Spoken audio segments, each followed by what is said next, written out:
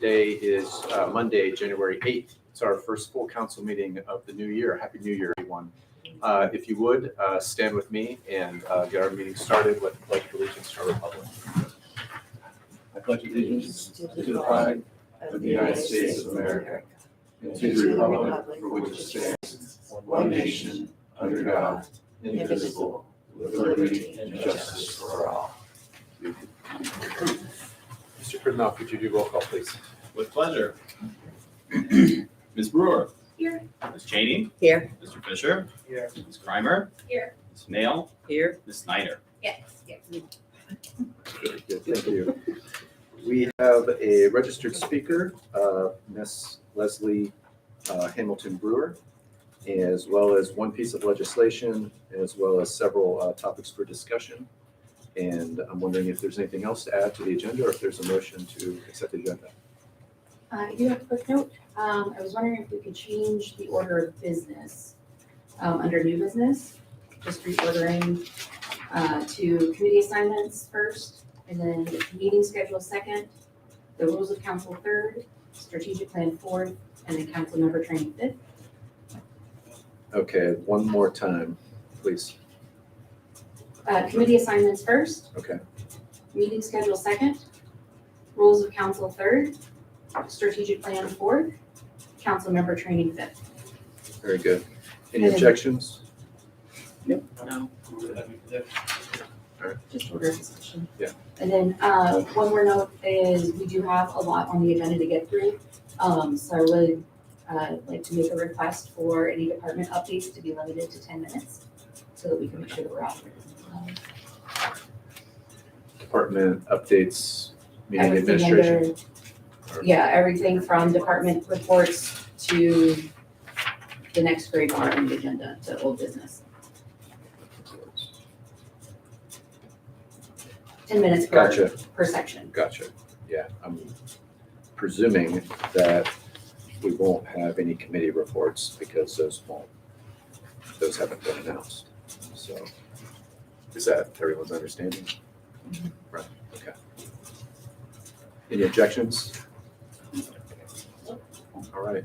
I'll make a motion to accept the agenda. As amended. Amended, yep. All right, all those in favor? Aye. Very good. Registered speaker, Ms. Hamilton Brewer. Is there anything you need, Ms. Brewer? Ms. Hamilton Brewer?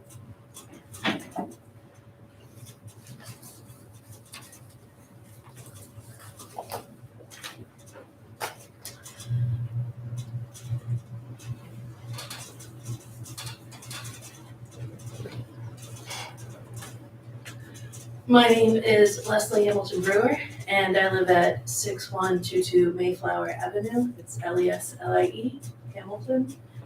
Brewer is Bruewer.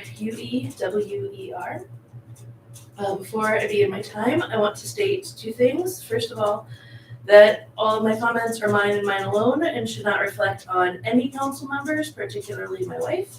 And second, that I am stating clearly and publicly my concern about retribution for speaking today, retribution both against myself and those with whom I have relationships. I want to start with a question for the men in the room, and I'm asking you to take the question seriously and then reflect on how you came to your answer.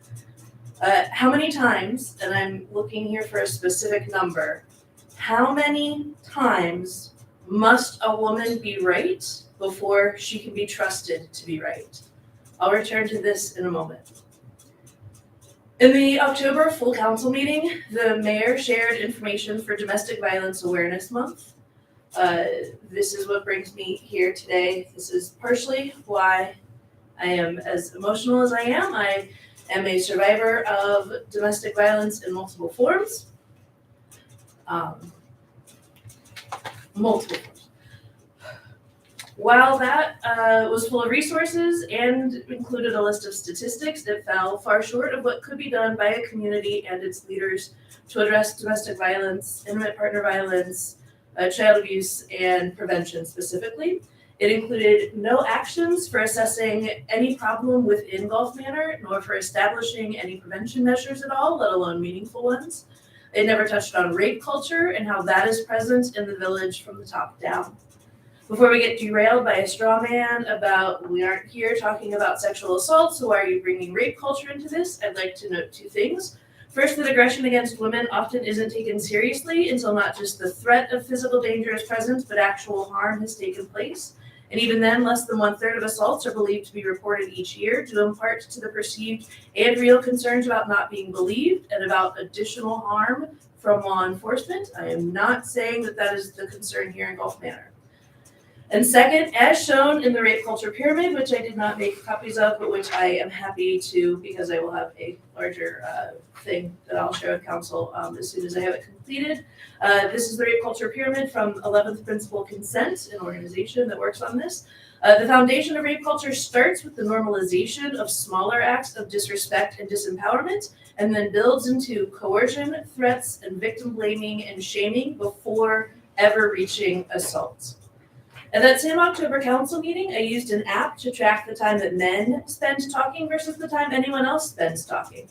When my wife and I met with Mayor Densmore on November 1st, actually inviting him into our house to discuss concerns about then Councilmember Van Harn, as well as other community issues, I told him the results of that.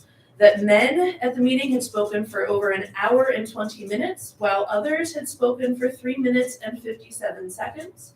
I do know that if you go back and you look at the video of that meeting, the video will show an hour and 20 minutes. I was sitting in here. I was, started before the pledge necessarily because there seemed to be business going, hence the discrepancy of about 4 minutes. The point being that men spoke for over 80 minutes versus anyone else speaking for a total of less than 4. The mayor's response to this was that he was shocked because he tries very hard to be an ally for women and to be aware of the problem of men talking too much or talking over women. In fact, that he strives to ensure everyone gets equal speaking time at council meetings. And this is frankly alarming because if he is actively participating in and really presiding over an 80-4 ratio and feels that this is equal, it is difficult to believe that we are ever going to get equal and fair treatment.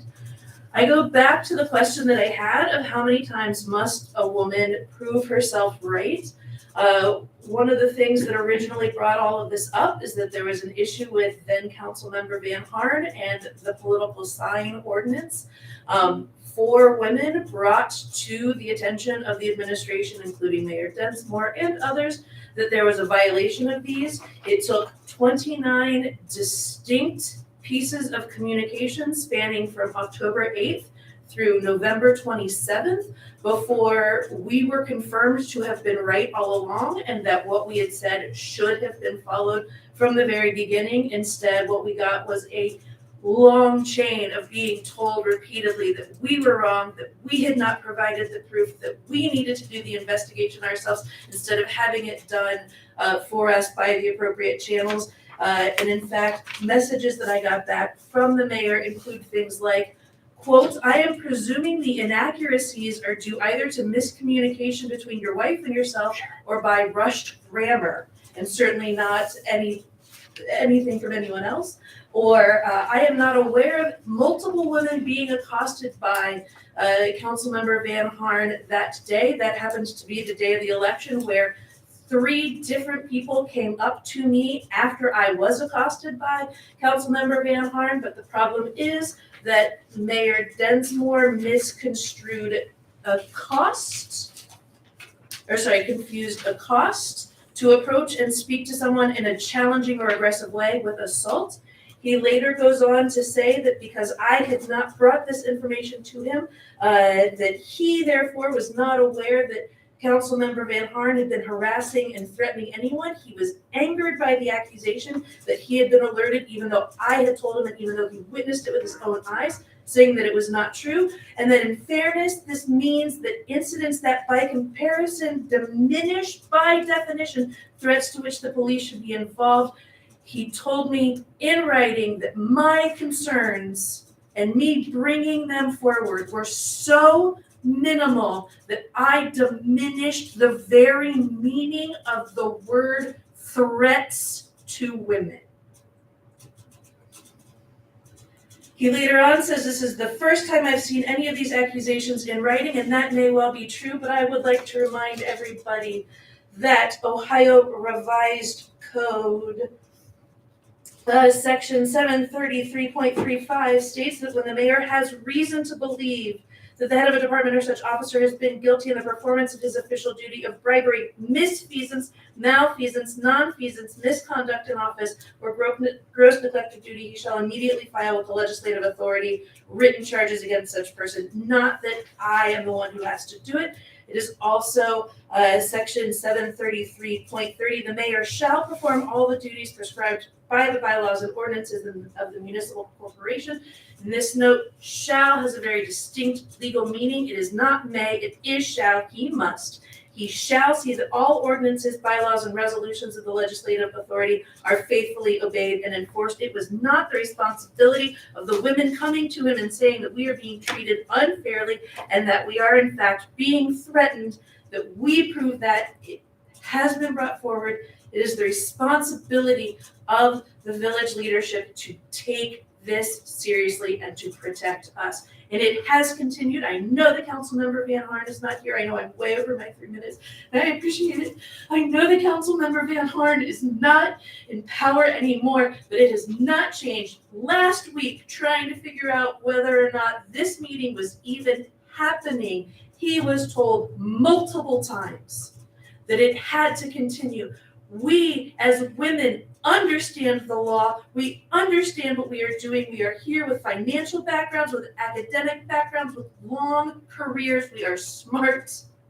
We are here because we care about the community, and being told over and over and over again that we are wrong because he doesn't think that we know what we're doing is not okay. So again, men, I ask you to go back to that question. How many times does a woman have to be right before she is accepted, before it is believed that she is right? If you have any answer other than 0, ask yourself why, because we should not have to prove ourselves.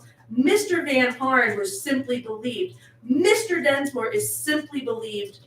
Why are the women not simply believed when it comes from anything from we know the law to we have been harmed by a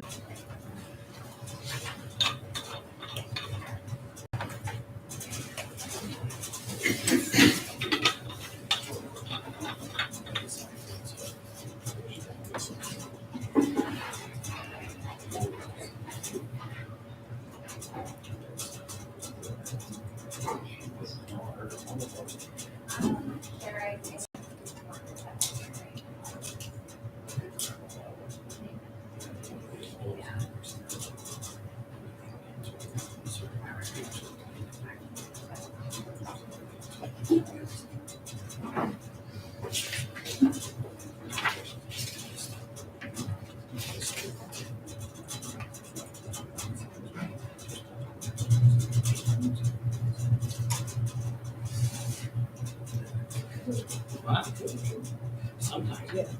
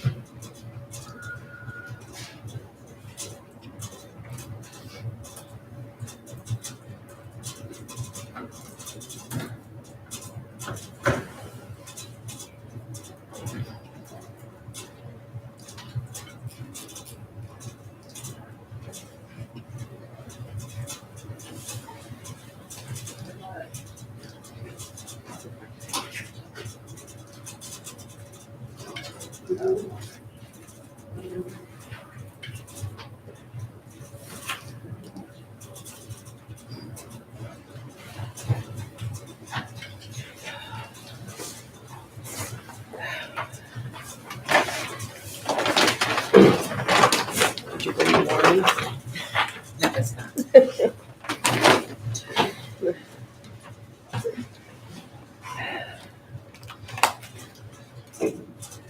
If there's nothing to do, roll call, please. Ms. Brewer? Here. Ms. Cheney? What are we doing? I think Another Roll call. Oh, probably, here. before you do that, probably need a motion to come back into session. Okay. I'll There's make a actually motion. no motion to leave. No No, one is it? actually made a motion. Oh, okay, It's just no Recess. okay, that's fine. But a roll call for attendance can be taken. at Yes. any time. I agree. Okay. Ms. Brewer? Here. Ms. Cheney? Here. Mr. Fisher? Here. Ms. Crimer? Here. Ms. Mail? Here. Ms. Snyder? All right, we have minutes from our previous council meeting for approval. That's from December 11th. I have that we accepted that. Is that? Did we No, already? it's not voted on. No, we've not done that yet. the agenda. Sorry, that's what that is. Yeah, we should review that part about the, what you and I talked about today. Yeah, About the so, motion for vice mayor and all. Hmm. Make sure we have it right. yeah. I did so- go back and listen. Okay, I don't think the details were captured in here, just the yes and no votes. Oh, okay. Yeah,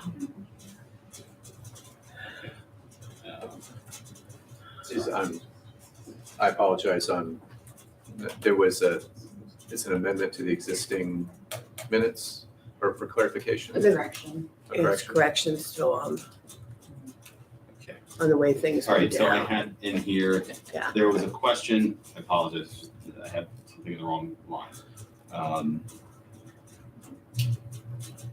There was a motion to appoint Melody Mail as vice mayor by Mr. Fisher. I There seconded was a that. second by Ms. Snyder. My recollection was that both Ms. Mail and Ms. Snyder abstained. I voted yes. They both voted yes. Okay, so then that was an error. Well, did abstain. For my vote, for me, Yeah. but not for her. Right. Okay, and then on the full, Oh, I see. so that motion failed. And there was a motion to nominate Ms. Snyder by Ms. Kramer. No, Second. that was actually by Charlotte. Right.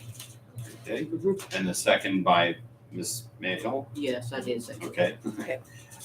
And that I had, that we're saying is yes on everyone. Except for Snyder. Except for Snyder, but I was actually never asked. But and then a lot of stuff happened right afterwards, and I wasn't gonna be like, excuse me, can I vote for myself? Yes, you can. I wasn't gonna do that. So are we understanding that the correct entry is that it was an abstention? Because no vote took place? If she didn't vote at all, it's Yeah, I viewed as an didn't vote. abstention. Okay. So I believe those were the only changes that we discussed. Is that correct? I think so. Okay, so we can Mhm. cross that out and put on the paper minutes and just copy that. We'll switch these. I can do that, that's fine, we'll do that. Okay. Any other changes, any other amendments? Is there a motion to accept the minutes as amended? Motion to accept the minutes as amended. Is there a second? Second, All those in favor? I, Without objection, I'll take that as unanimous. Thank you.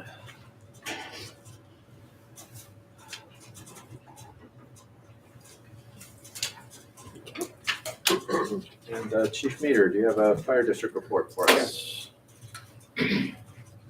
So first off, happy new year to the residents and employees and visitors of Gulf Manor. Happy to start off the new year with everybody here. I sent the statistics over for the month of December, which had some year-end totals for the village of Gulf Manor. They went to Mr. Hurth. By my early counts, I believe there were 655 calls for service to Gulf Manor in 2023, the majority of which was EMS, which falls right in line with most communities in the county. I will have a final report that goes to my board and will go to the communities that we have contracts with. That will be done by my February 20th board meeting. that'll just have some more in-depth analysis of the types of runs, where we go, some tidbits and facts about the district. So look for that in mid-February before our next board meeting. It was the busiest year overall for the district. Part of that was because we had 2 extra months of service for Gulf Manor and Columbia Township that we didn't have in the initial phase of the contract when we signed with you guys. So we think we're on about the same pace that we anticipated when we came into the agreement with everybody. So we're not surprised by the totals. It hasn't thrown us for any loops in terms of ability to deliver service. So we're very happy with that. As we look forward to 2024 here at the district, we don't anticipate any major projects that are going to throw our budget out of whack or any personnel issues that we're anticipating. I do want to let everybody here know that April 1st is our 25th anniversary as a district. So we're looking for some things to do at our station. During the year, we don't know if it's going to be an open house, maybe in conjunction with the fire prevention. We have a committee that's looking at some different things. So we'll be sure to keep you guys informed. That way, if you'd like to come and help celebrate our achievement to get 25, we'd love to have you guys. It really is a big deal, at least I think so. So other than that, our next board meeting, we'll actually meet before then, and I'll remind you guys then, but we do have our next board meeting February 20th. That's at 4:30 p.m. at our fire station up on Blue Ash Road. And I don't know if there's any questions of any of the council members present that I could answer before I take my leave. Chief, one question from a standpoint of staffing, are you completely staffed up at this point, or are you still hiring? We're still hiring. I have one gentleman that took a physical for the pension fund today, as a matter of fact, because today's the 8th. We're still trying to get one more full-time person, but we've actually done really well with our part-time personnel. We have probably more than a lot of departments are getting. We've really tried to get out to the schools where people are graduating from fire and EMT academies at Scarlet Oaks or Cincinnati State. And we've got some new young people coming in that are excited. The reality of it is they'll work for us for a while and probably get scarfed up by somebody else, but that's okay. I mean, we're getting some new people in the door, which is good. We haven't been running short. We're keeping the station filled with the appropriate personnel. So as always, the more full-time we have, the better it is, but pickings are slim right now. Cincinnati has announced they're planning on hiring 50 to 100 this year. They're trying to do 2 classes a year at 50. So they're going to be stealing some of our employees, and not just ours, but from other departments as well. So it's a challenge, but we're still maintaining, and we're not killing our overtime budget. We're not calling off on runs. We're not running short. We're making do with the people that we do have, and it seems to be going well. How does Cincinnati compare salary-wise to PPS? They'll pay more than we do. You also don't have to be a fire medic. They have a full-time position. And because they're civil service based, you don't have to have any type of certifications at all to test and go through their academy. Whereas for the suburbs, and this is not unique to Deer Park Silverton, but in order to provide the paramedic service that we're required to have a certain amount of medics on staff to make the appropriate runs, we can't just have somebody come in with no certifications and then pay to train them, pay for their education, and then they go to the department in the county or maybe Cincinnati. So they have a recruiting advantage that we just can't do in the suburbs. But that just means we have to get creative, and we look in different places, and we try to find some of these youngsters when they're just coming right out of high school or just out of those academies, and we're trying to grab them. So their pay is a little bit different. Also, their staffing model is different.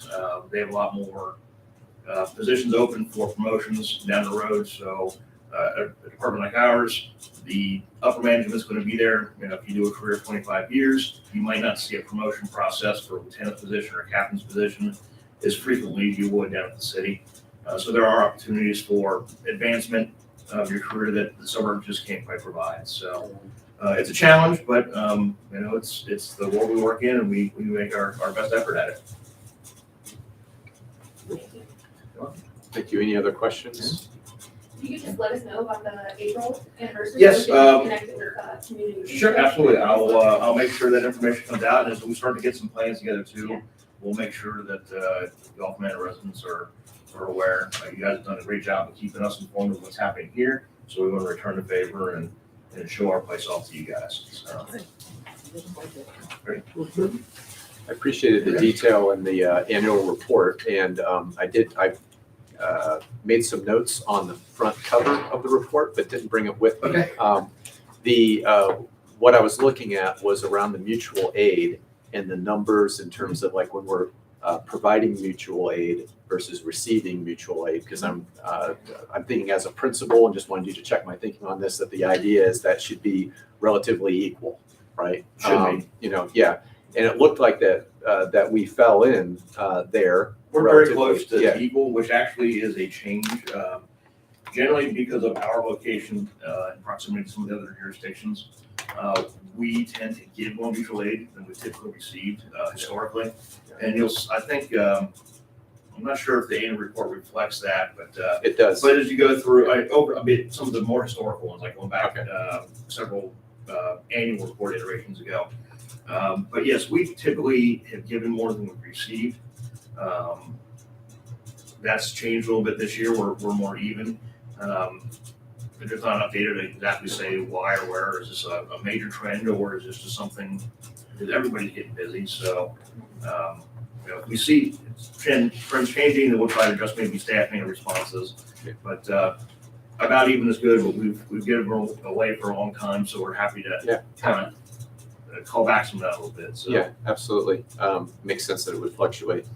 I didn't dive deeply into it to be able to answer my own question here. It did look like we've provided more, like the way that, for those that haven't looked at this report, it provides a monthly mutual aid versus, out versus in kind of number, and then a yearly one as well. Yes. And the yearly one shows that we've given more than we've received. Again, it's for all practical purposes, it's equal.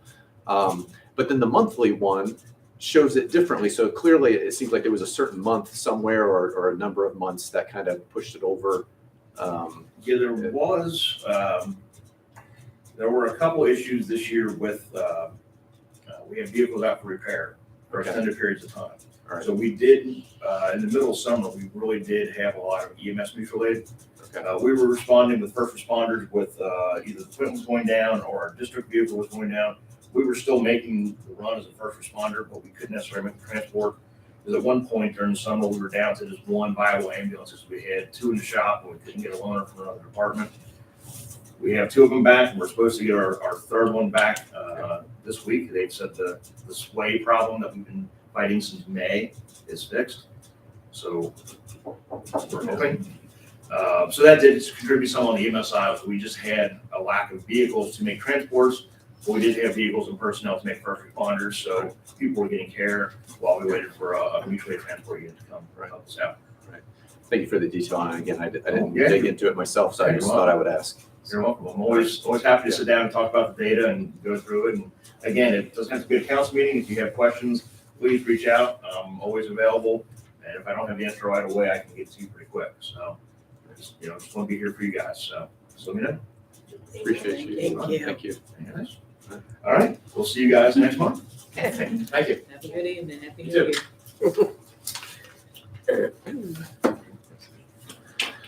All right, open to everyone though, if you would like to have the formal registration link for that, I'm happy to get that out to you, anyone that's interested in attending that. Also attended the year-end First Suburbs of Southwest Ohio Public Meeting, which had Vice President Denise Streethouse of the Hamilton County Commissioners, as well as State Representative Jessica Miranda as guest speakers on the topic of establishing and maintaining partnerships between municipalities and the county and the state. The group meets quarterly. I'm on the executive board, so I can help get speakers for events that they have. If anyone's interested in a particular speaker and attending one of those meetings. The mission of the consortium is to promote collaboration between municipalities of Southwest Ohio like ours that have many similar issues as First Suburbs. Hamilton County Recycling has announced 2024 grant opportunities. I've discussed with council members, and I've heard feedback from council members that they would like to receive information that administration and I receive about grant opportunities, so that that's available to all council members, and I can forward that out to any interested parties. So there's a resource impact grant that's up to $100,000. and a waste reduction innovation grant, which is up to $15,000 to be eligible projects must help reduce landfill waste, and a 25% match is required. Applications must be received by Wednesday, April 13th. If any members of the community, including community groups, have an idea for this and are interested in partnering with the village, let me or one of your council members know. There's several items we'll be discussing later in the meeting.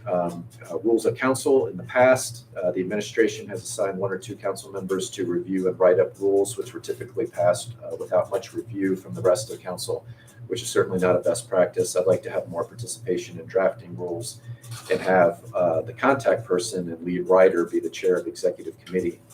So I'm thinking that this would look like the chair starts with the previous rules, collects all the input on changes, hammers out any collects input from all the council members, hammers out any of the rough spots with the committee, and then pushes out a final draft to council members at least a week before the next meeting.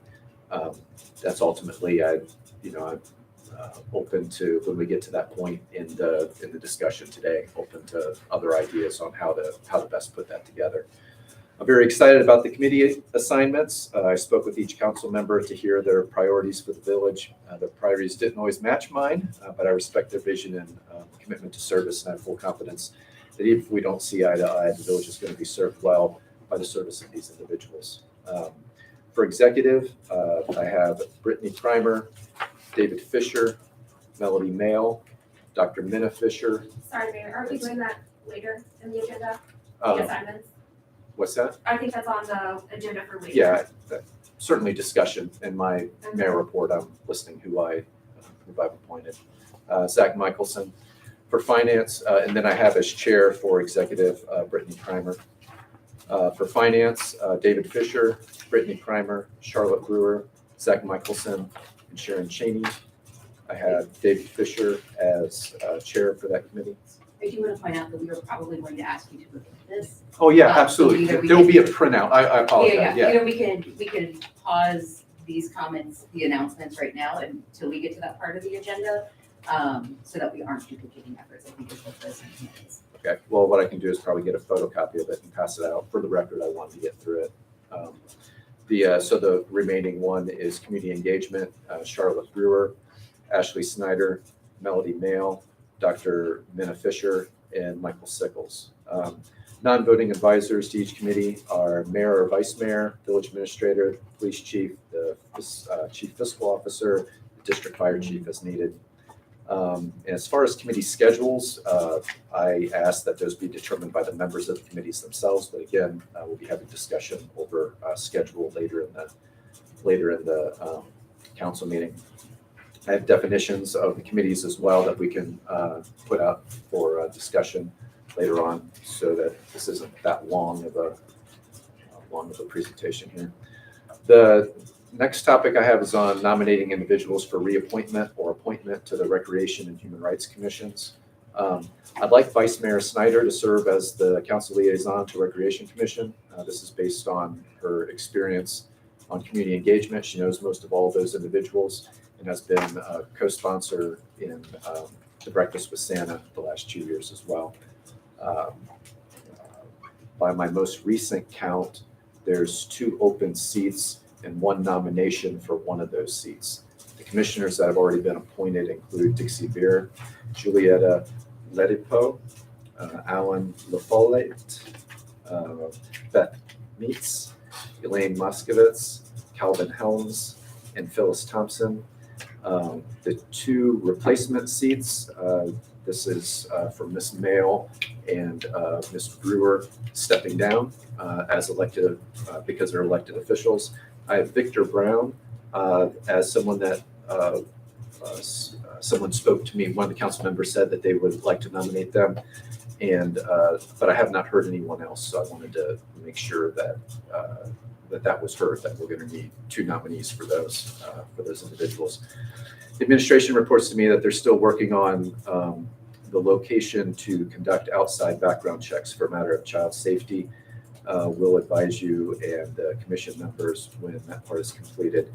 And then, also concerning their first meeting, which is tentatively scheduled for the first Monday in February, and that's just by their bylaws that, by charter, or I actually don't remember if it's by charter or by their bylaws, that their first meeting of the year is always on the first Monday of the month. So that not being able to be done this month would mean that their first one would be the first Monday in February.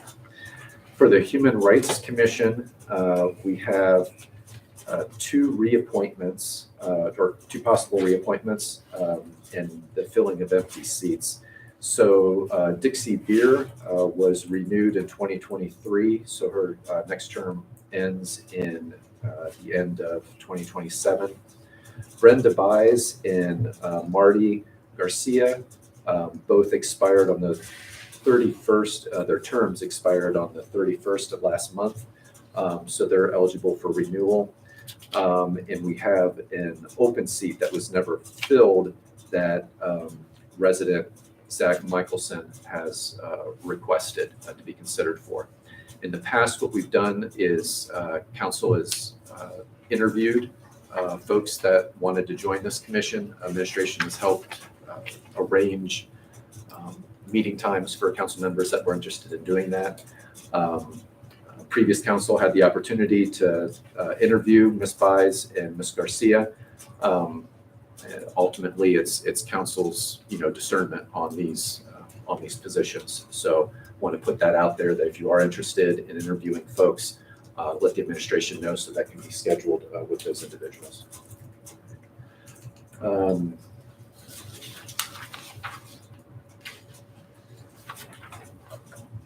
Are you done with the committees, Mayor? Because I do have something to say about the appointments, unless you want it to wait till later. Let's wait till a discussion of it. Makes the most sense if everyone is in agreement. That's fine. All right. So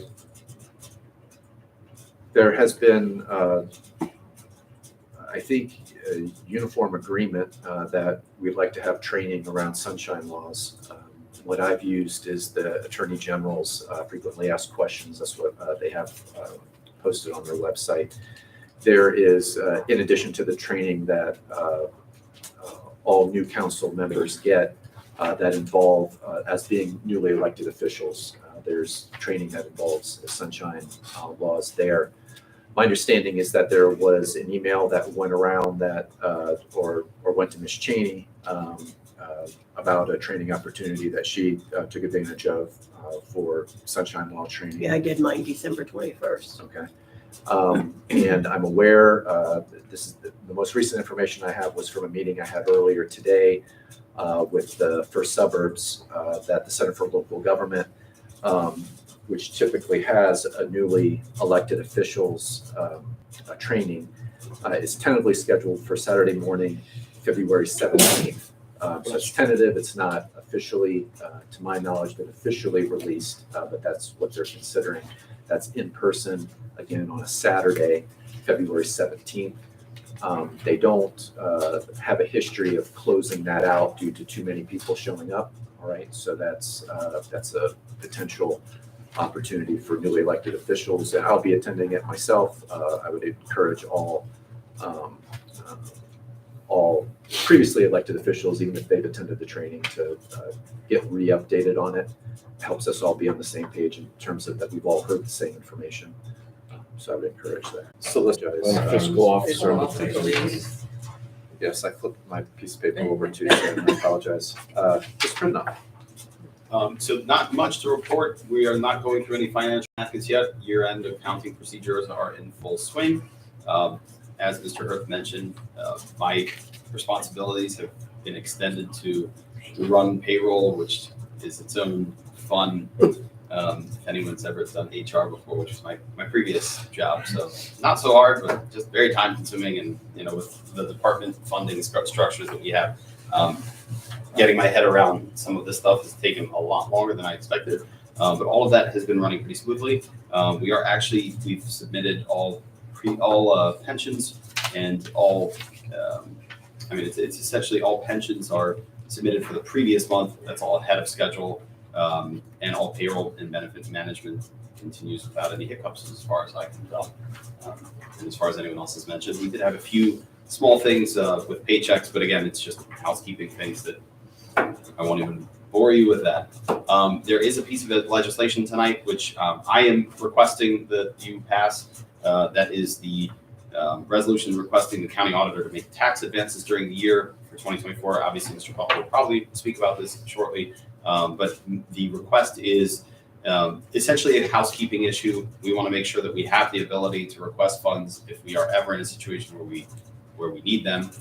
Thankfully, we are not in that situation.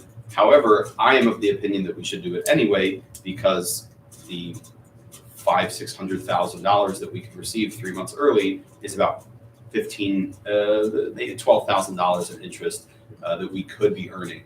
So I'm of the opinion to make that request, though I am not obligated to make that request, and I'm okay with saying let's not and just keep it on the books so that we can if we need to. That is pretty much all that is. There's not much else to say about that unless you have any questions, or obviously we'll hear from Mr. Butler in his report.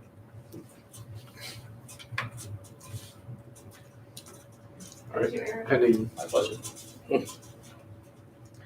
So we'll go to Chief Campbell and then to our solicitor. First, I'll do the mayor's court report for the month of December. Total to the village was $2,700.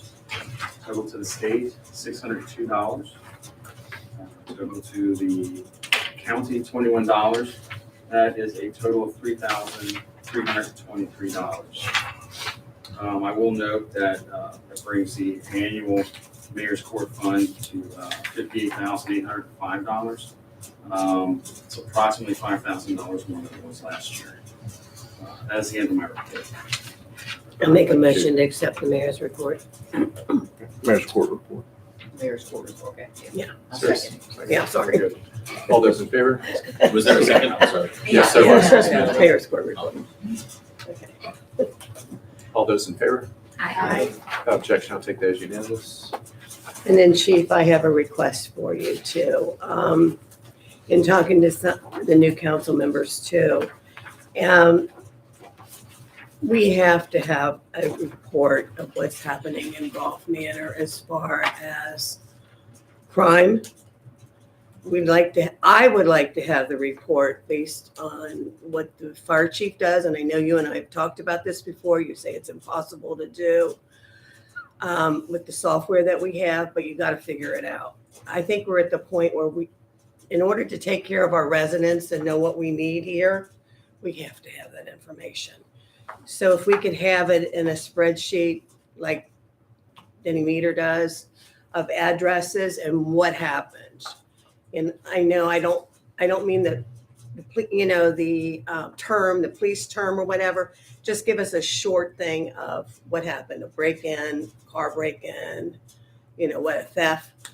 Just so we know what's going on, so we can talk amongst ourselves. And I don't know how others feel, but Yeah, no, I've always we've got to have it. endeavored to share that information.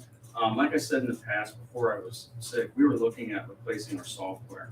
This is Okay. software we inherited. So, Okay. And looking at our year totals for our calls, we have to deal with a lot of pre-populated fields. So our biggest issue comes down to data capture, because you can get that dispatched for a type of call. And depending on how the officer perceives the tasks that they took place there, and how they value what was important, is how these entries get done. So we're always chasing this data capture. And an example I'll give you that we wrestle with is in our system, when I look at call types, when I come to an entry that was created way before everybody here was hired except for me and Nolan, there's a field for arrest. And we only entered 2 arrests for the entire year. We do more than that every single week. But what happens is they put in that it might have been an assault or a traffic pursuit or something else. So we're fighting with that. I'll definitely work with Denise. and see what we can get. Reed and I have had conversations about sitting down with Chief Meter, because we like his report too. Okay. And once we have a template created, I think that'll be the hurdle, is getting that template created. Mhm. Then we can populate that data going into the future. Yeah, because, you don't necessarily, well, you don't necessarily, in my mind, have to pull it from the software. I'm thinking that once the officer writes up his report, that he could just maybe go Well, in. see, That's the problem is, this is the system that the officers enter all the information into. So when I pull this report, I highlighted 15 fields, just me off the top of my head, without sitting down and collaborating with the rest of the command staff. 15 fields that I think overlap, and it can skew the data. There's a term called BOLO, be on the lookout. So people have entered 10 of those, but we also have calls that are called attempt to locate. In my mind, it's the same thing, but the data is getting spread across multiple categories. So it's something we've been fighting with, trying to get this cleared up. The data that we can get out is what the officers put in. We've worked with a vendor, or we're looking at a vendor, that a lot of these fields come in directly from dispatch. So it's kind of created firsthand, and then the officers add the detail of what that incident was, but there's a cost associated with that we're not budgeted for this year. You know how much that is? It's $17,000 to start. That's without transferring any of our previous data into it. Is it possible to pull the report that even just shows us the amount of calls you all went on? Or even like the officers on shift for any day? There is. That would be helpful. What I've always tried to explain though, so the report I have in front of me, typically what I do is I do the mayor's court report, because that's mandated for the first meeting. And then I usually do the citations, because that plays directly into the mayor's court. And then the second meeting, and we got out of this because when I came back, we were having fewer meetings and I was out for part of the year. But usually the second meeting of the month was when I would do our activity. I would give the canine work, trainings officers have done, different type of incidents that stood out, and call types and codes. So, but I can give you a preview. We did 3,923 calls for service last year. I think that number is way higher, because like I said, officers don't capture everything in every category. But we'll definitely, you and I can sit down and preview what that might look like. Yeah, because this is where I'm coming from. I'll have residents ask me, okay, what happened on Lasanaville? It was blocked off. I don't know. Yeah. And then Well, I that's where- find out the car was stolen and it hit a bunch of cars. Yeah, that's where, and Ron and I and Captain Reed and others have talked about that app, that police app. We can put that kind of information out. Okay. Oh, in our funds. Golf Manor Yeah, I app? would just say put it in. Yeah. Okay. We're still kind of working on the details of that, but that's what we envision.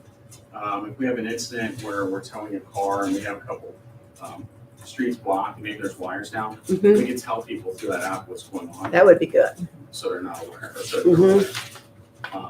It's just getting. Just so people know, and if there's breakage in like cars, if you could put something out there that there's people breaking into cars, please lock your cars, or whatever. Yeah, I've always said that. I know you have. And always Please light up your houses, lock keep a lot of light them. on Please keep them. the lights on. LEDs are cheap to Uh-huh. operate for a year. Don't leave things in your car. I've had students, college students have laptops and all kinds of stuff taken out of cars. This isn't a Gulf Manor problem. This is a national problem. It's happening everywhere. Do we have the problem that Cincinnati is seeing with all these guns being stolen out of cars? Do we have that problem here? We've had some reported off the top of my head. And again, I have a 6-month gap in mind when I say in the past year. But and off the top of my head, I could think of 2 instances where people had either their vehicles entered or stolen, and there had been a weapon in the car. Okay. I don't know why that trend is going the direction it is. Because But I just didn't want you to think you get, all of a sudden say nobody gets guns in Gulf Manor. There's one piece of legislation in front of you, 2024-1. Mr. Pinoff addressed that, and he was accurate. I don't really have anything to add. It does allow us to get funds in advance. It's allowed by the ORC, but we have to request them. And the time value of money, as he addressed, allows us to get a significant amount of interest. So, and this is something, as long as I can remember, we've done every year this time of year. So it is a resolution, so we only need to pass it tonight. We don't need 3 readings, but I do need a motion to read by title only. Motion to read by title only. All those in favor? Aye. Resolution number 2024-1, a resolution requesting the county auditor to make tax advances during the tax year 2023 pursuant to Ohio Revised Code section 321.34. Is there a motion to adopt? I'll make a motion to adopt. Is there a second? Second. Is there any discussion? Any further discussion? Roll call? Ms. Brewer, Yes. Ms. Cheney, Yes. Mr. Fisher, Yes. Ms. Crimer, Yes. Ms. Mail, Yes. Ms. Snyder. Yes. It thus concludes my report.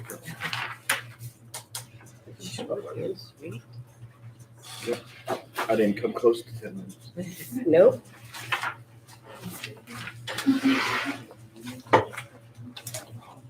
All right, so, which an executive committee does not have a scheduled next meeting yet. Planning Commission, next meeting pending any business would be February 5th at 6:30 PM. That's a Monday. Community engagement likewise, as well as finance, both do not have scheduled times yet. For our new business discussion on our agenda, we have committee assignments first. And Ms. Brewer, would you like to start off that discussion? Yes, so for committee assignments, would you mind going back through them so I can take a look? Absolutely.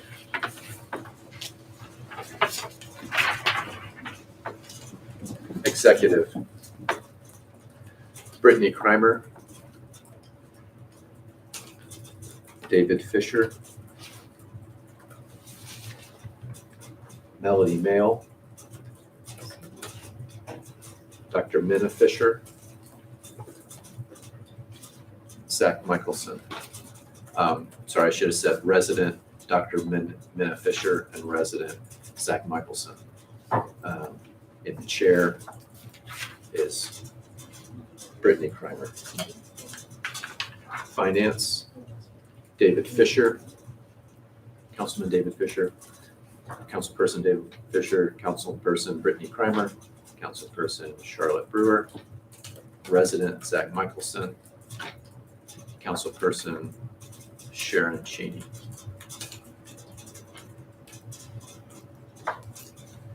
With David Fisher chair. Community engagement, Councilperson Charlotte Brewer, Councilperson Ashley Snyder, Councilperson Melody Mail, resident Dr. Minna Fisher, and resident Michael Sickles, with Charlotte Brewer as chair. What I left out, and I discussed this with Ms. Cheney, and would like to do this moving forward, having special projects and assigning folks as lead without objection from council. Ms. Cheney ran on a platform. One of the items that she's very passionate about is addressing Veterans Park, cleaning it up, and kind of championing the future of Veterans Park. I've asked her to be the main contact and the lead on that project. She's also expressed interest in economic development of the village, and that's the rationale behind my decision to place her on Finance Committee. Yeah, let's talk about that a little further now. You know, I've been on council for 20 years. I've always chaired something until you came along, and then you pulled me off of chairs. And now you never let me chair anything. You have an issue with me, and I'm not taking it anymore. I know these are yours to book, and that's fine. I will do the best I can on them. Appreciate it. Yes. And I told you, you asked me what my priority was. I said economic development. You don't have me on economic development, even with all the experience I've had in it. And so I want to know what is going on with you, why, and with Miss Steiner too. You've taken her off of committees. You know, if we don't do what you want to do, let's face it, that's what happens. If we don't follow your plan. And I got it out in the open now, and that's it. And I feel good about it. Thank you.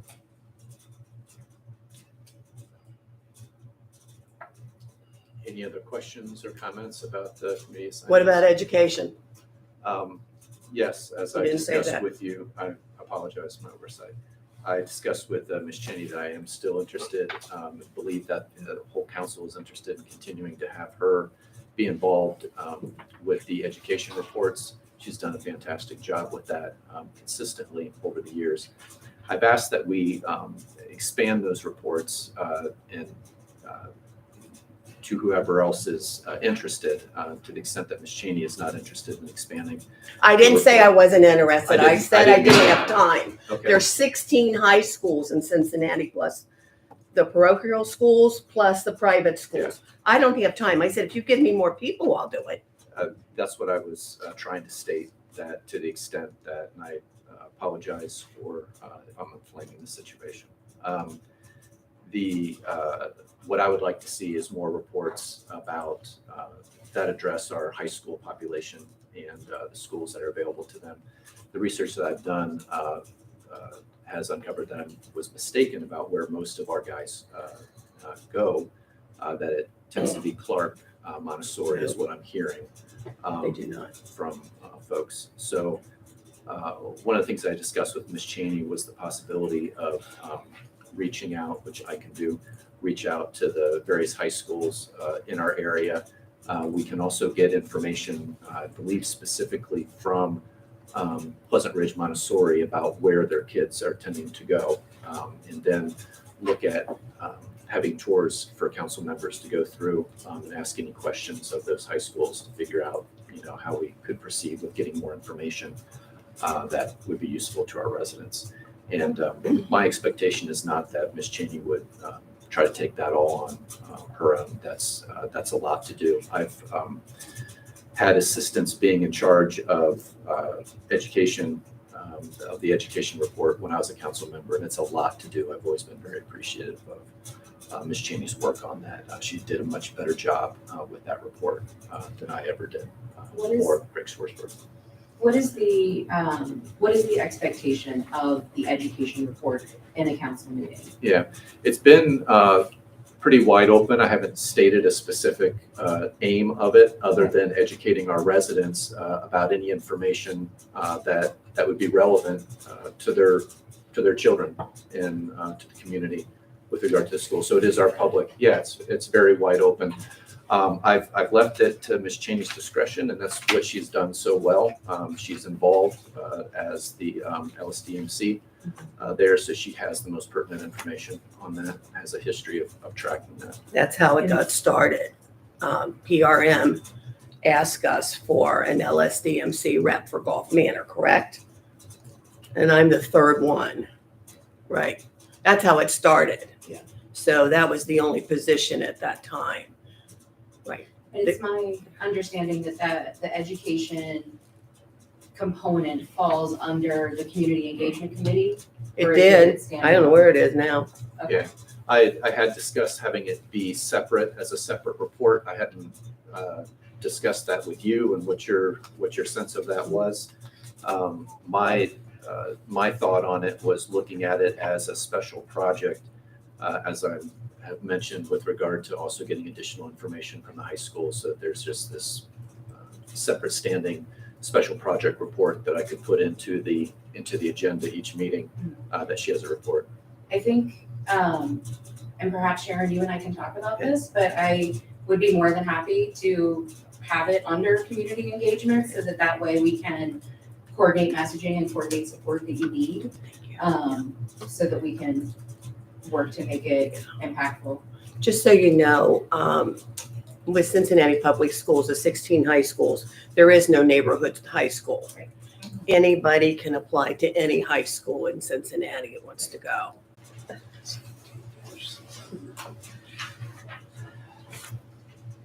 Motion to amend the charter? I wish it was that easy.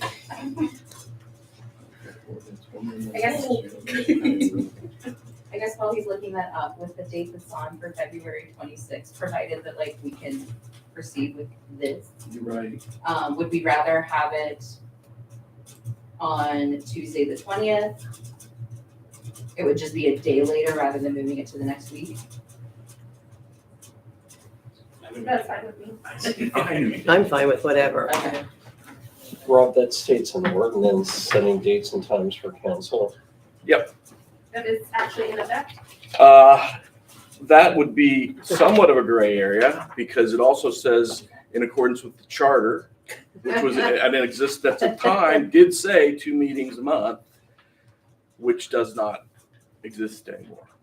It's not in the charter. It's in our administrative code.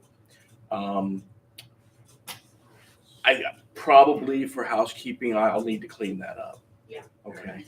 But I don't think there's an issue with setting the meetings now because it really has almost become moot because the charter's been amended to eliminate the 2 meetings a month, so on.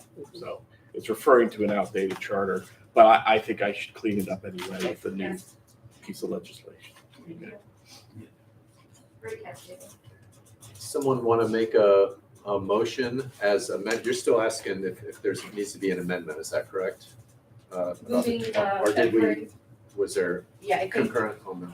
moving the Monday, February 26th meeting to the previous week on Tuesday, February 19th at 6 o'clock. Tuesday, February 20th. Yes.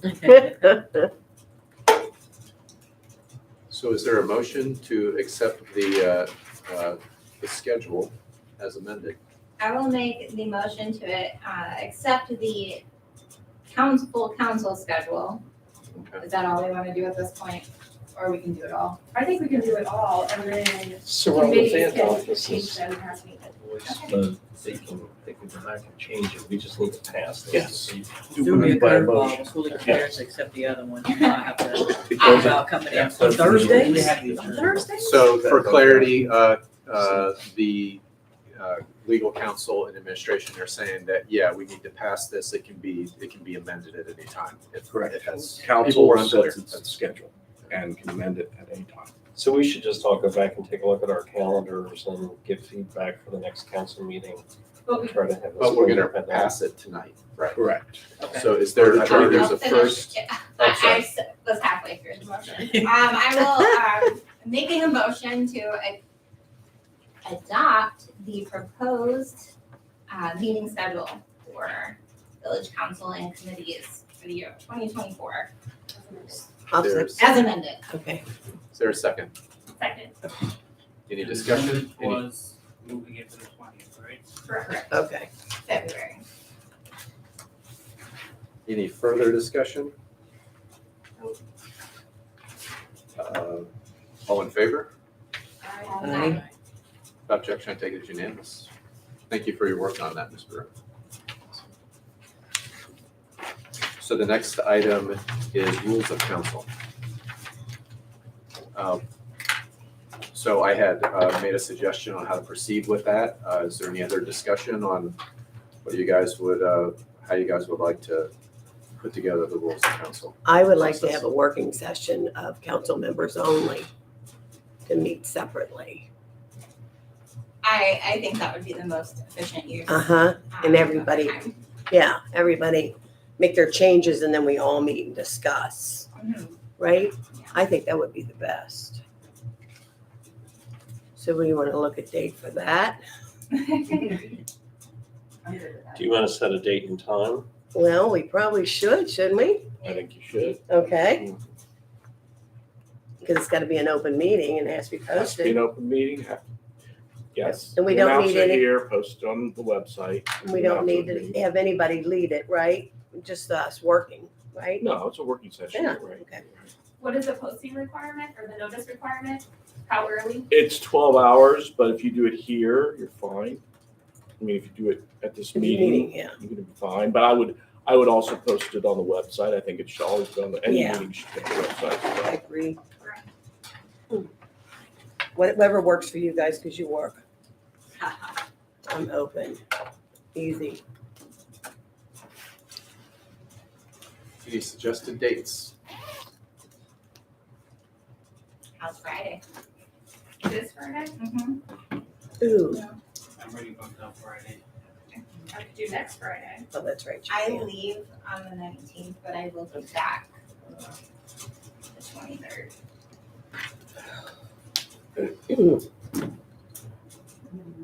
What about the 17th or 18th? Yeah. Oh, wait, you say, yeah, you leave on the 19th. I can do the 17th. That's a Wednesday. Yeah. Yeah, And what time? I can do, the earliest I can do is 6. Fine with me, whatever you guys want to do.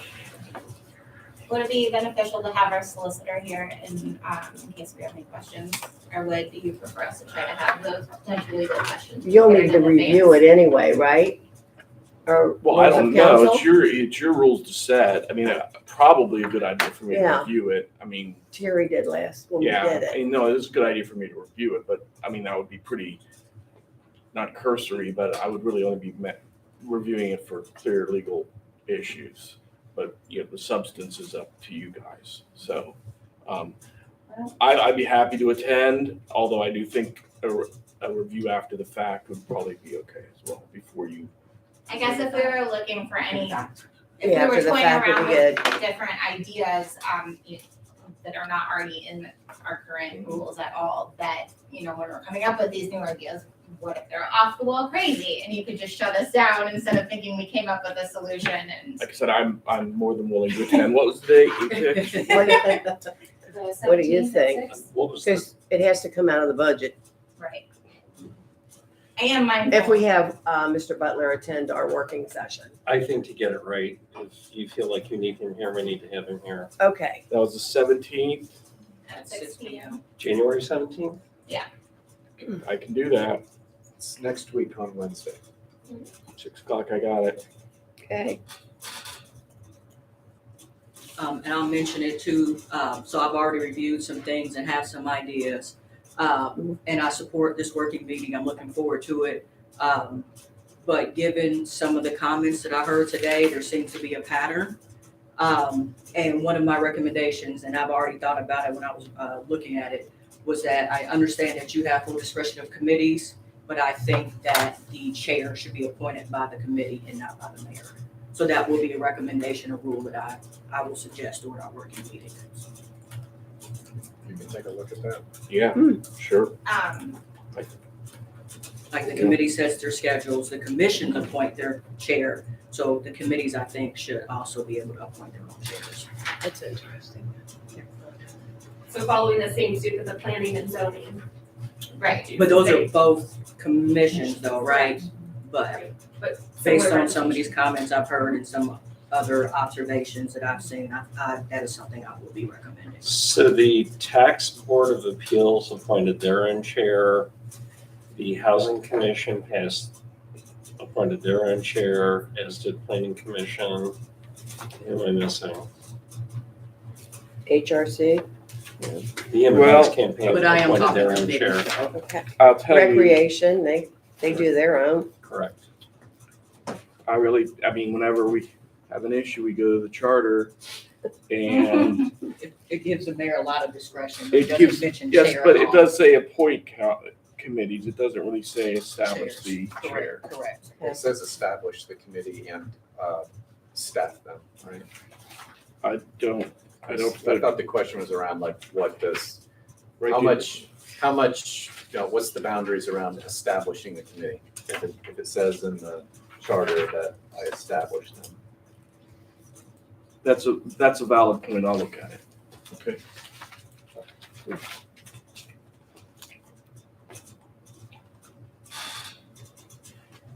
So that's one of two recommendations I already had, but the other one is not necessarily relevant now. It didn't come up. I have a few as well when I'm Okay. today. but we Cool. can go through it It later. sounds like we're already ready for the 17th. Right. Let's And do keep it. keep in mind, you already did pass rules of council. You passed Robert's rules. Yeah. Right. So that was we have to do that. You had to do that in December. So now you pass the ones that are like specific and something, I mean, well, I'll say it at the meeting, I'll say it now. I would recommend you keep Robert's Rules of Order because they're very ceremonial and not of much substance. They just covered how, how people are recognized, how motions are passed, etc. The rules should be a little bit more specific to issues that council has. Okay. Ready for discussion of strategic plan?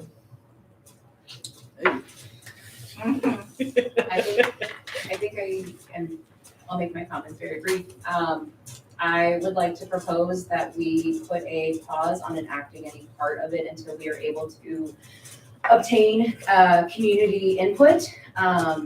And happy to do so through the community engagement, committee.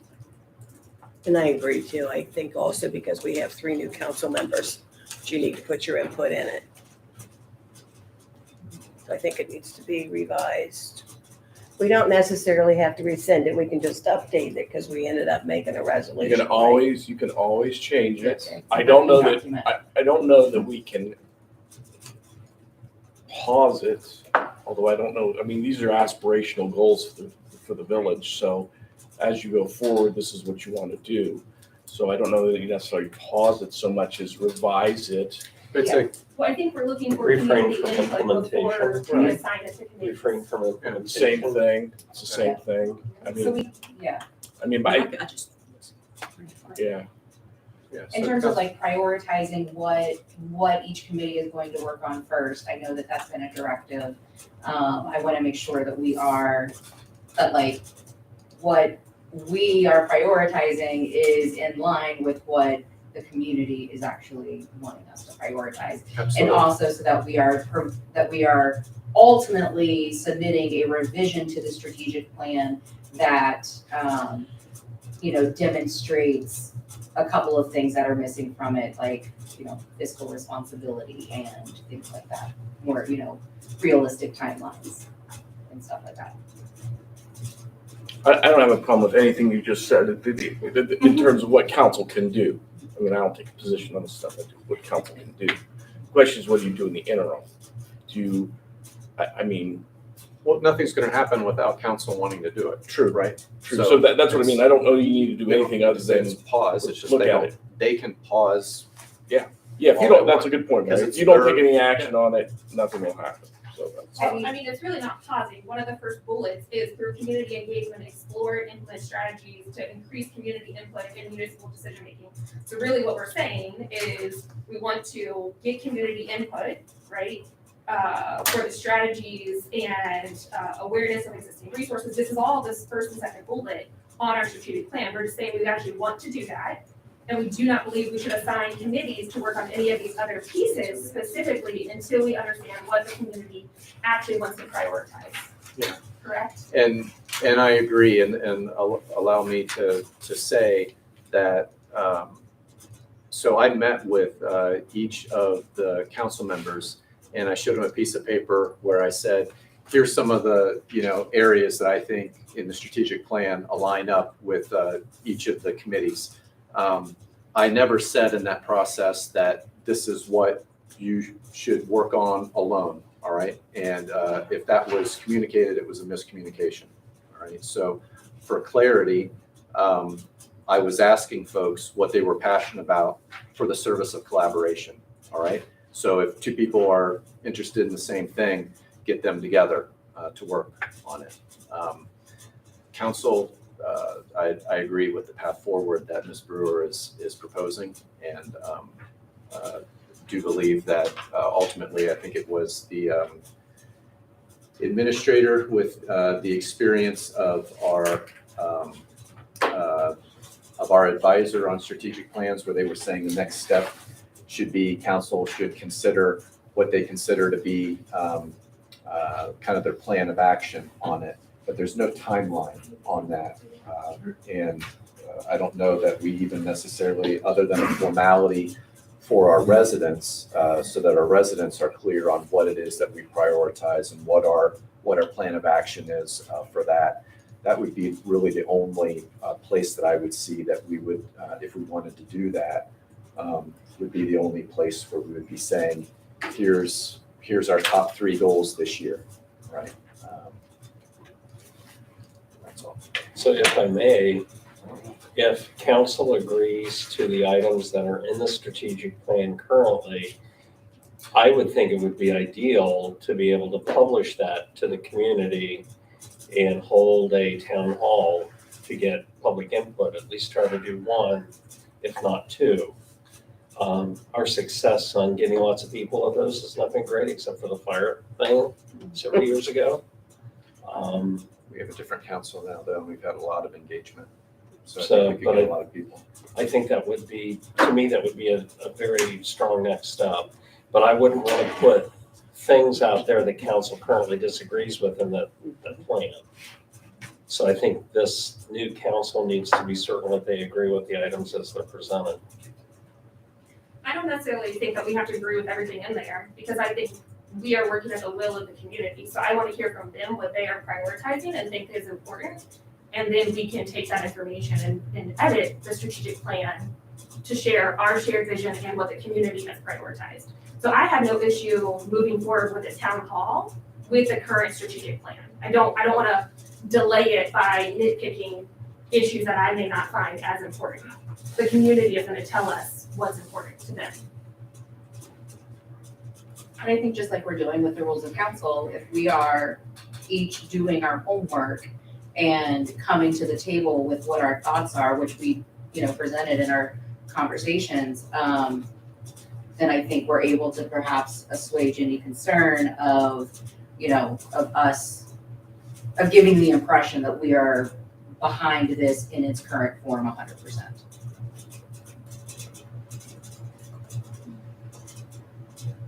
Any other discussion on the strategic plan? Do we need a motion to move it to community engagement? To plan for community input. Is there a motion? I'll make a motion to move it to community engagement. Is there a second? Second. Any other, Yeah. any other discussion? Any questions? I'm actually excited at the idea of a town hall. Yeah, Feels very absolutely. We'll be personal. sending a push notification out, Ron, through the app, I'm sorry. weekly. Weekly, I'm daily. More Daily, frequent than the like ones- every Right. 9 a.m. I'm serious. Oh. We'll push the app, start pushing the app, and then give them something to be excited about. My question on this is, are we moving the whole thing as is down, or just moving the fact to gather information down? That's a fair question. What are we moving? We're tasking community engagement with getting community input on the strategic plan. Good. Yeah. So that's the And So that motion, So And the it's been motion- first and seconded. it has been first and The second. motion is that. The motion To move is, just it. to be clear, we move Yeah. to gather information Okay. and to community engagement. That's basically what their Yes. point is, to get that information. That makes sense. And then to provide recommendations for revisions. Then I bring it back to council to make those changes. Right. Very Yeah. good. Right. Any other comment? All right, all in favor? Aye. Without objection, I take it as unanimous. Council member training. All right, so Mr. Hirth and I discussed this, and so there's a training that Ms. Cheney has done, which I believe is available to everyone. Is that correct, or it's passed? So Sharon took the 2023 version and Yes, Heather's and then I 2024 saw version. that Is it's gonna be still- updated. Attorney General. After I And it's did not it. ready, Said it's, that's my understanding. Yes. So, the Center for Local Government, which the mayor mentioned earlier, from First Suburbs, is a good basic training for council members and operations. There's also a village managers or village admin, the village handbook. I found it and sent that to Charlotte last week. I'll send that to everybody that's provided by the Secretary of State's I office. saw that. The other thing that the administration would like to do is to set up opportunities with the staff, particularly for the new folks. The existing council members are certainly welcome to attend too, but to start meeting, to see our job descriptions, what it is that we're supposed to be doing, so you understand what our positions are, and also start to be able to build some relationships with those people. So in particular, I'd like to set up something with Chief Campbell, something with Mr. Putoff as our Public Works Manager, something with myself, to start off with, and then we'll work through the ranks after we see how well we deal with that. I'll add, I keep candy in my office to list people to visit. So, That feels like what we're not supposed to do. He's so lonely over there.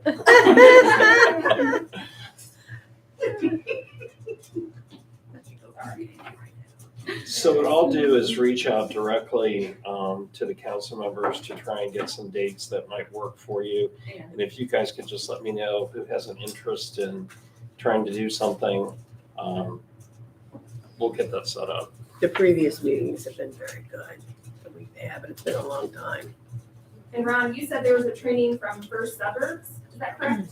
I'm sorry. There's a training from First Suburbs? Is That's not from First That's Suburbs. the Center it's for from- Local Government. Okay. So I had not seen, what was the date that they quoted? 17th, I think. Let me find it. February 17th. That hasn't come out from Center for Local Government yet, so that Right, yeah. might it's- be new it's tentative, information. Yeah. Is that the one Matt and I took together? I took it too. You did We watched you? it on the screen in here. Was it in here? Yeah. Yeah, they Because were Matt and doing I it went to some, I don't know online, what but it now was. they're back to doing it in Okay. person on a Saturday. Okay, good. Saturday morning. So, That was with Hamilton County, wasn't it? Center for Local Government. They get people from different There you go. areas to speak. That was good.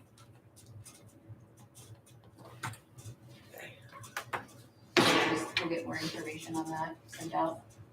Yeah, so I'm hearing the administration saying that they'll send out We'll potential get it schedules scheduled for for you. being able to meet with those heads. And then we'll, as soon as we know that something, as soon as we know that 17th is locked in, or if that's a different date, we'll make sure that all the council members have that information. Correct. And to be clear, the training from Center for Local Government is not the governing essentials for local elected officials. It's not their 6-session training that you all are recommending. It's a one-off that's gonna cover sunshine laws and open meetings. Is that correct? Center for Local Government training is basically a primer to being a council member. So it's a one-day affair. Okay, because they also have a 6-session one. That's why I was just trying to make sure I understood. I'm curious about the 6-session one. What, that We did the sounds like it's- section one. yeah. It was just kind of, I think it was over 2 days.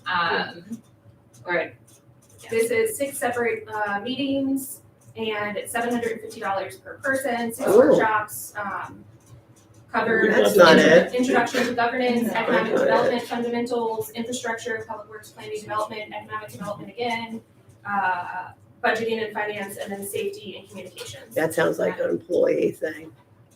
It's specific Doesn't it? to local elected officials. Oh,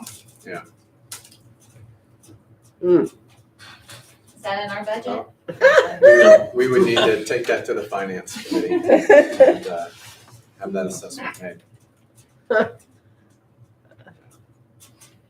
So things like that aren't completely impossible. If it's something that you have an interest in doing, Okay. reach out and we will look at the budget with a fine tooth comb.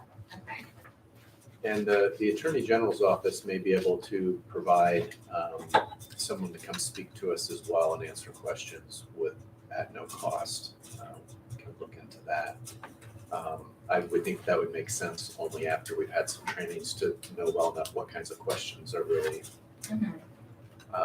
difficult or gray, how to proceed I with feel like those. I came up with a good one. Ask you afterwards. Any other discussion on the on council member training. I know that we've had trainings in the past on personal bias and Diversity, DEI diversity. training. Yeah, it's probably, So given the things that have been raised this evening, probably a good one. we had looked at doing that last year, but with the switching council coming, we didn't spend the money. But that's something that we may want to revisit.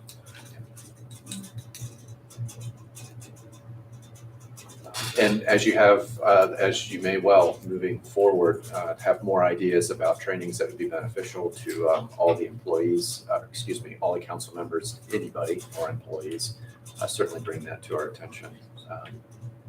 Because as the administration was saying, nothing's necessarily impossible, per se. I talked to Lieutenant Forrest over the weekend. The Red Cross training for CPR and for using the AED units expired December 31st. He's going to I'm in the reset middle of the it. program. So if you didn't finish it, it may, I It took registered me but didn't 2 do 3 anything with hours. it. So there were, not everybody got that. The intention was to train the administration first and then to move through council after that. He is going to send that link to you when he resends it. But stay tuned, we'll have more information on that. There's also a resource, and I'll have to check on it. I know that I announced it at one of the council meetings, I think back in October, and I'm not remembering clearly some of the details on it. But there's been a push for folks to participate in the hands-only CPR, or at least get people aware of it, because there tends to be, what they're finding is when it's explained and when the data is shown to folks that the hands-only CPR saves lives, there's more people willing to engage in that during emergencies. There tends to be an implicit bias. Some people don't do CPR because they're concerned about the mouth-to-mouth part of it, all right? So they just won't be hands-on at all when there's an emergency. So there are specific trainings that are free to the public that are just about hands-on how to do it. And I would encourage anyone that's interested in any of our residents to certainly reach out if you're interested in that type of a training, because it is free and it does save lives. Right. Anything else for discussion this evening? I have one small request. I need Miss Cheney and Mr. Fisher's successor designation forms this I evening. have it. So if you could fill, I have blank ones there I know, for I you. have mine now. Where do we stand on Jim Whitus's proclamation? I was going to bring that to executive when I meet with executive Okay. to go over it. So for background, if you weren't at our council meeting before last, Mr. Marks had, and it might have been not exactly sure of the date, Mr. Marks had requested a proclamation be made honoring Jim Whitus, who was a servant of our community, served both with the fire department and was involved with youth leagues and very involved in the community. I never met Mr. Whitus, so I had asked Mr. Marks to put together what the important parts, as is customary when we're doing a proclamation, the person who's requesting it will submit what they would like to have said for review. Mr. Marks asked that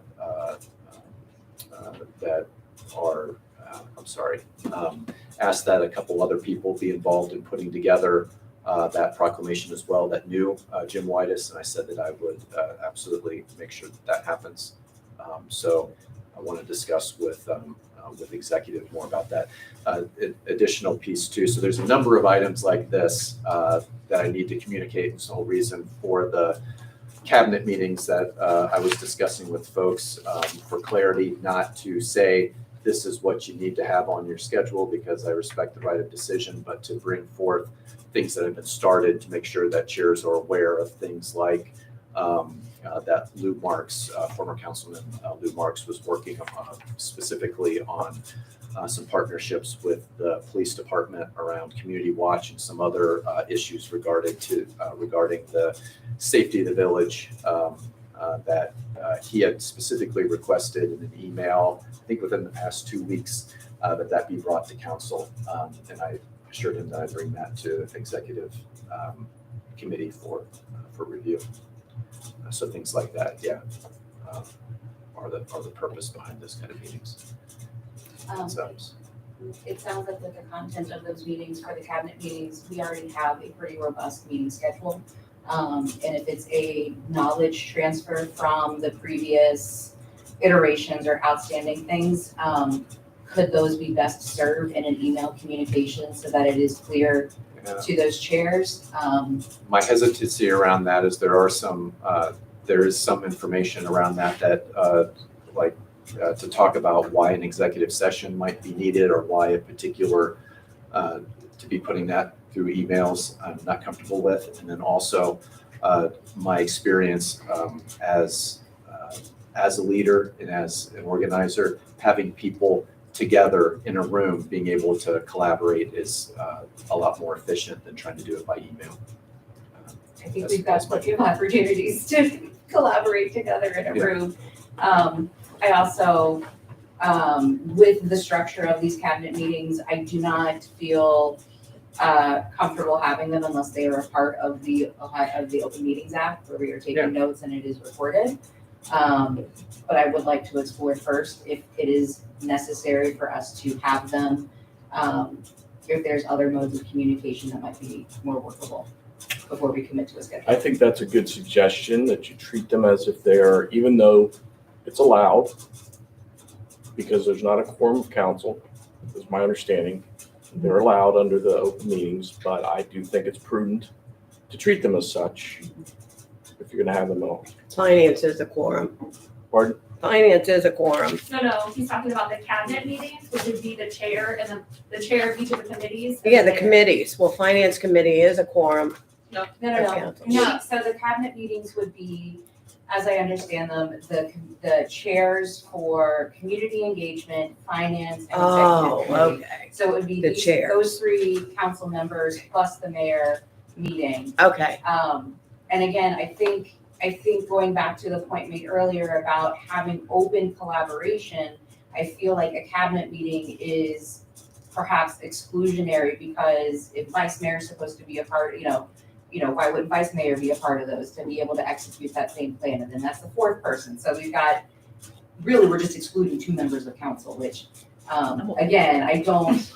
No, it'd be excluding 3, because it's a meeting of 3 people. And then the idea was to have another meeting of the other 3. So to the extent that was necessary, but that wasn't something that I was pushing for, more so than just having the cabinet Too many meeting. meetings. Hold on. Yeah. Let's be clear on something. You can't have, it is a violation of the open meetings law. That's not what I was suggesting. Well, no. if you're having a meeting with 3 people and then you're gonna discuss the same issues with No, other that's people. not what was, it's Well, different okay. content. Well, just entirely. let's be clear on that. Yeah. That would be a violation of open meetings.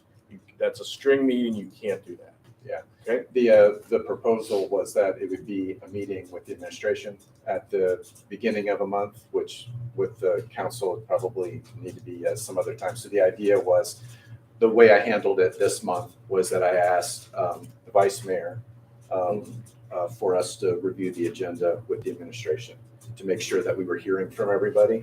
All right, so oftentimes what will happen is that, so someone had reached out to the administration and to myself about putting items on the agenda, all right? Sometimes what will happen is a number of other people will have items for the agenda and it doesn't get on the agenda just because there wasn't, for some reason, there wasn't everyone on the same page talking about what they wanted to have on the agenda. So the idea was administration historically and the mayor have reviewed agendas before they were published, right? Well, I was wanting more people to be involved in that. So the process of the agenda has always been that I will consult with the chair prior to the meeting, usually that week or the week before, to set the agenda. the executive committee that dropped off because that chair was no longer interested in doing that on a regular basis. But I think we continue to do that with community engagement and then also with finance. I did not work directly with finance as much as Mr. Brittenhoff did. So the chairs have always had input into the agenda, always. I think we have a highly collaborative council in its current state.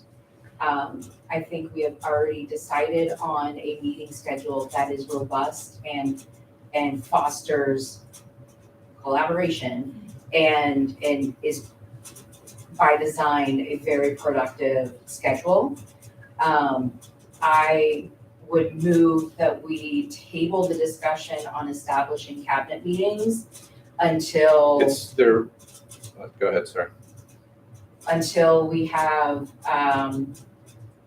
until we've progressed a little further as a full council to determine whether they are necessary. And in the meantime, communicate pertinent information to committee chairs asynchronously via email. So in terms of a motion or a movement that I was hearing you state, when it's 3 council members, you don't need to have a motion as to whether they will meet or they won't meet. That actually, I mean, council members are free to meet with one another so long as it's not a quorum. I am stating as community engagement chair, I do not want to have a cabinet meeting. I hear you. I think it's redundant. I hear you. I would have liked to have had Janet, but I hear that you don't think that it's important to do it, and that. You were putting words in my mouth. Okay, I apologize. I think we need to table this discussion. It is late in the evening. I think for February, there will not be a cabinet meeting, but at least that community engagement will be in attendance for. Other chairs can choose to do what they wish with theirs, but we need to go home this evening. Yeah, I do also agree that it is important if you have information that you would like to transfer to each of the committees or things that you want to get them caught up on, to do so in writing. We all learn and digest differently. I need to see it in writing, I need to process it, and I need to go back to it. So I understand that you want to collaborate, but I would prefer if you just send an email, you can send it to the whole committee, you can send it to just the chair, whichever way you prefer, but like in writing, what you want to transfer. And that So is, there's no miscommunication. and that's been a request multiple. That's fair enough, and there's all kinds of data around how well written communication works in some situations, and how people sitting in the same room having a discussion outside of just the transfer of information. Yes, I agree. When transferring information, I wish we had more emails coming to us about certain things. I feel surprised quite a bit about stuff that comes up that I haven't been informed about. So I do